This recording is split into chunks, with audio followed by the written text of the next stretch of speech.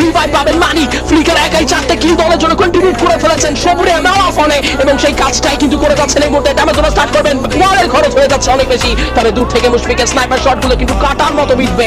Revive করার chance কিন্তু পেয়েছেন এই মুহূর্তে টপ 1, এন্ড সেই সাথে কিন্তু ক্লোজ এন্টার করবেন মেকো। ড্যামেজ স্টার্ট করবেন মেকো, টপ 1 এর মধ্যে নক দেওয়া হয়েছে, রাতকে নক দেওয়া হয়েছে। M7 এর ব্যবহার তিনি করে উঠতে পারেননি। ফ্লিকার ট্রাই করবেন, পারবেন কি সেখানে কাজের কাজটা করতে? লাস্ট ব্যাটলের মধ্যে সাকিব এইচপির একটা ঘাটতি শুভের মধ্যে করতে চায়, তবে পেছন থেকে সাপোর্ট রয়েছে মুশফিকের তরফ থেকে, বাট না, ফ্লিকার অনেক বেশি বিপদে পড়ে যাবেন। করবেনটা কি? Mushfiq the last one live from roasted gaming, সামনে থাকা টিম ডাউন বাই ওয়াইডি। This is gonna be 1 versus 1। Mushfiq করছেন রিভাইভ, ট্রাই করছেন রিভাইভ দিয়ে দেওয়া হলে বিপদ বাড়বে।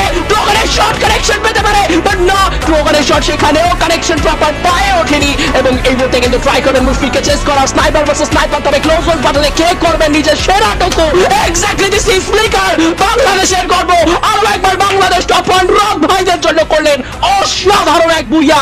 এটা ছিল ফ্লিকারের কাছ থেকে একটা শুধুমাত্র একটা স্টেটমেন্ট।